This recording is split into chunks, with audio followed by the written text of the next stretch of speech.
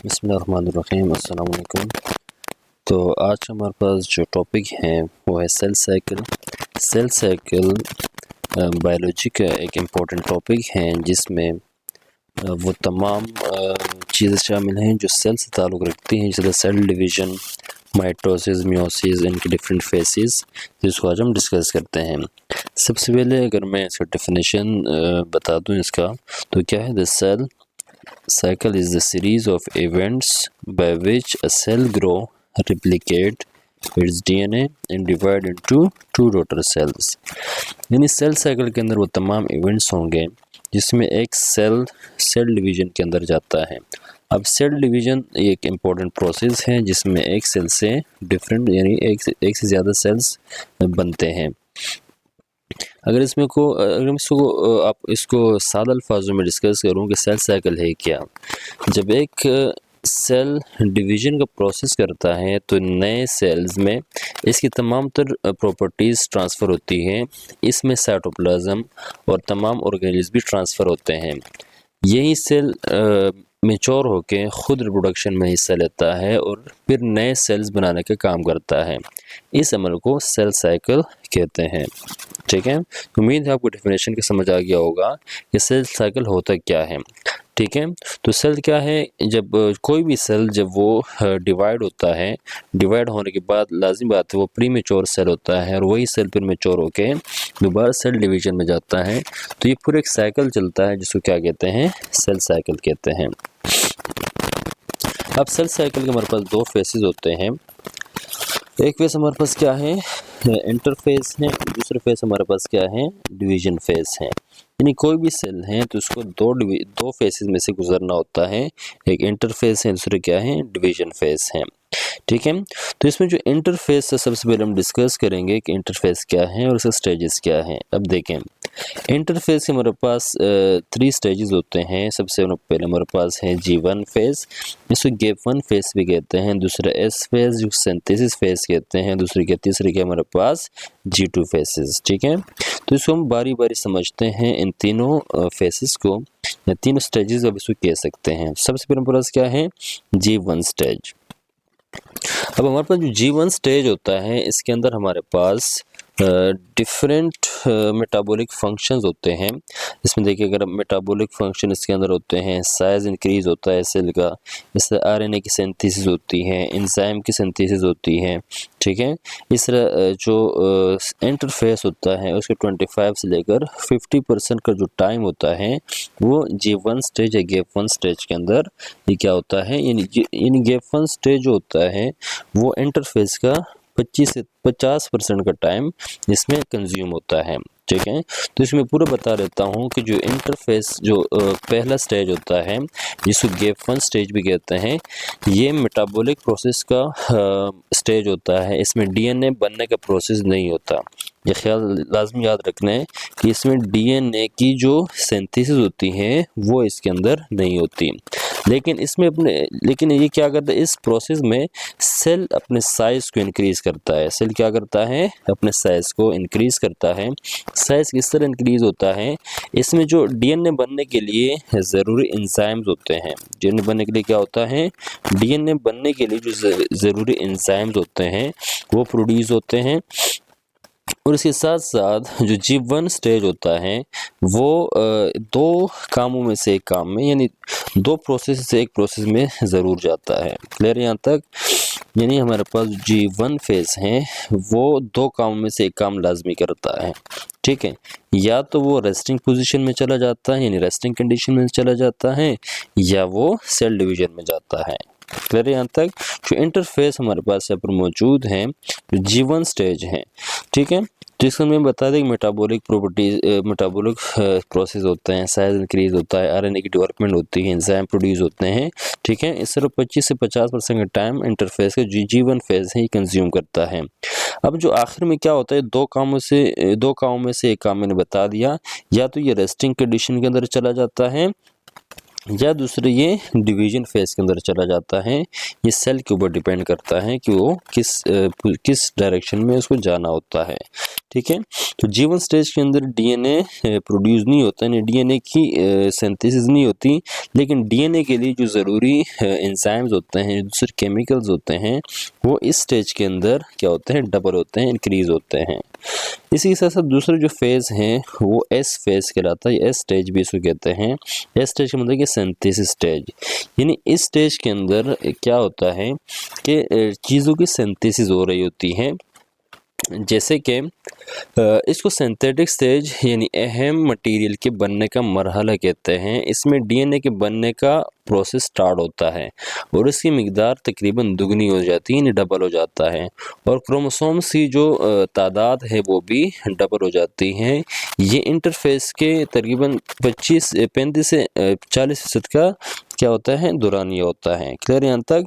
तो जो हमारा एस स्टेज होता है इसको क्या कहते हैं, सिंथेटिक स्टेज कहते हैं। ठीक है, मतलब इस चीज़ सिंथेसिस होती है, और इस स्टेज के अंदर भी जो हमारे पास डीएनए होता है वो अप्रॉक्स डबल होना स्टार्ट हो जाता है, क्योंकि इसको 2 सेल्स के अंदर डिवाइड होना होता है।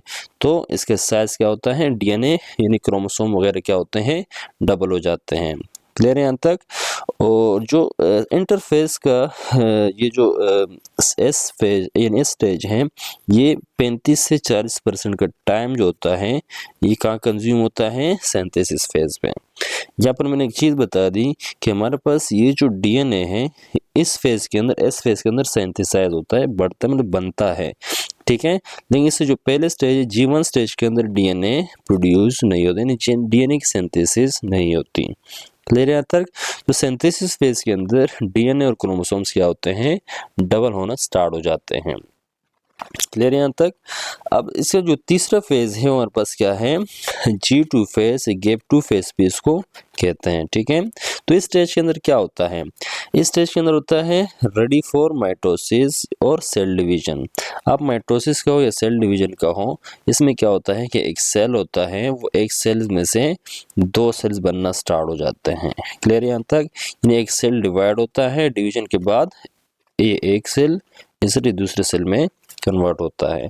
तो जो G2 फेस होता है इसमें क्या होता है, जो सेल होता है इसका साइज अप्रॉक्स डबल होता है, यानी डीएनए डबल, क्रोमोसोम्स डबल, जैसे एंजाइम्स वगैरह, आरएनए, प्रोटीन, राइबोसोम्स जो भी इसके अंदर मौजूद होता है वो अप्रॉक्स डबल होता है।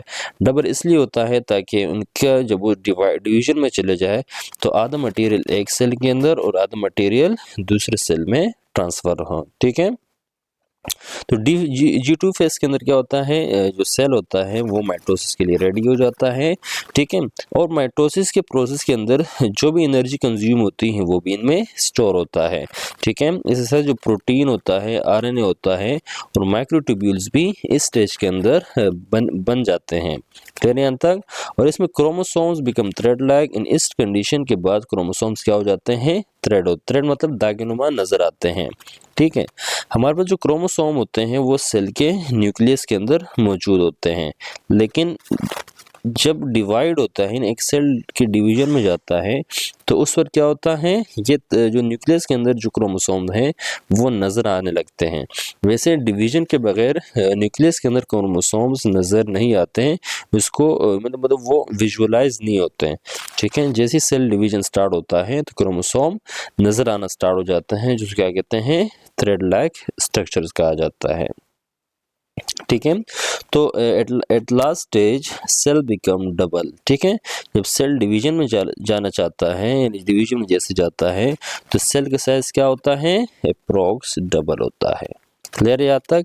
अब प्लांट्स के अंदर और एनिमल्स के अंदर जो सेल डिवीजन होता है उसके प्रोसेस डिफरेंट है। सिर्फ प्लांट्स के अंदर क्या होता है, 18 to 36 साल लगते हैं, 18 to 36 साल का गेम होता है, और एनिमल्स के अंदर तकरीबन 18 to 24 आवर्स का गैप होता है। क्लियर यहाँ तक? तो उम्मीद है आपको ये 3 स्टेज समझ में आ गए होंगे। मैं रिवाइज कर देता हूँ। कुछ G1 स्टेज होता है, इसके अंदर मेटाबॉलिक प्रोसेस होते हैं, सेल का साइज इंक्रीज होना स्टार्ट हो जाता है, आरएनए बनने लगता है, एंजाइम बनने लगते हैं, और ये इस तरह जब ये सारी चीज़ें बनने स्टार्ट हो जाते हैं तो ये 2 में से एक काम करता है, सेल ये तो रेस्टिंग कंडीशन में जाता है या डिवीजन फेज में चला जाता है। क्लियर यहाँ तक? जो रेस्टिंग कंडीशन होती है इसको कहते हैं G0 फेज कहते हैं। इसको क्या कहते हैं, G0 फेज कहते हैं। क्लियर है यहाँ तक। और अगर डिवीजन फेज में जाता है तो उसको डिवीजन फेज यानी सेल डिवाइड होना स्टार्ट हो जाता है। अभी क्या दूसरा हमारे पास एस स्टेज होता है, एस स्टेज सिंथेटिक स्टेट कहा जाता है। इसमें डीएनए डबल होना स्टार्ट हो जाते हैं और ये इंटरफेस का 35 से 40% का टाइम कंज्यूम करता है। इस तरह G2 फेज के अंदर क्या होता है, जो सेल माइटोसिस के लिए यानी सेल डिवीजन के लिए रेडी होता है। इसमें जो एनर्जी रिक्वायर्ड होती है, जैसे प्रोटीन और माइक्रोट्यूब्यूल्स वगैरह और क्रोमोसोम वगैरह इसमें थ्रेड होना स्टार्ट हो जाते हैं और लास्ट स्टेज में तकरीबन सेल का साइज डबल होना स्टार्ट हो जाता है। क्लियर यहाँ तक। इस वजह किसमें जो चला जाता है, सेल डिवीजन में जाता है। अब सेल डिवीजन भी यह भी हम डिस्कस करते हैं। या तो हम इंटरफेस हमारे पास क्या है, ये एक दौरानिया होता है, यानी इसके अंदर सेल अपने आप को प्रिपेयर करता है किस चीज़ के लिए, सेल डिवीजन के लिए। अब यहाँ पर हमारे पास क्या है, इंटरफेस के बाद दूसरा जो फेस होता है उसको कहते हैं डिवीजन फेस। नाम से क्या बता रहा है कि इसमें क्या होगी, सेल तकसीम होने यानी डिवाइड होना स्टार्ट हो जाते हैं। अब डिवीजन फेज 2 टाइप का होता है। एक होता है हमारे पास है माइटोसिस और दूसरे क्या होता है, मियोसिस। ठीक है, माइटोसिस और मियोसिस को हम डिटेल में डिस्कस करेंगे।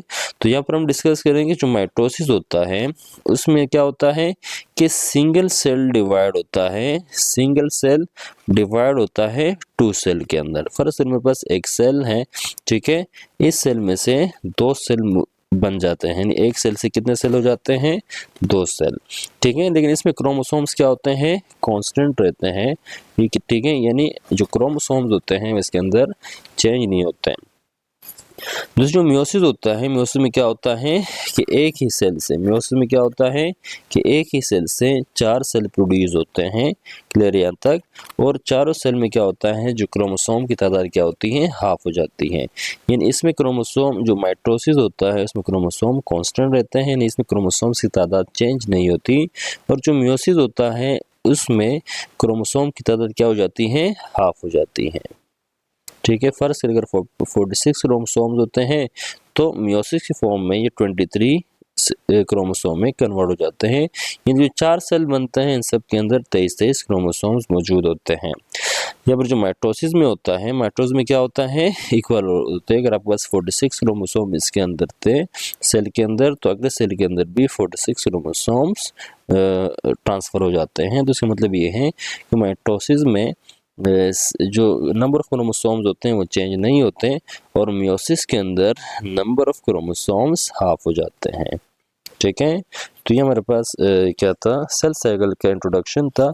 इसके बाद हम डिस्कस करेंगे कि माइटोसिस के बारे में और इसके साथ साथ मियोसिस के बारे में भी हम डिटेल में डिस्कस करेंगे।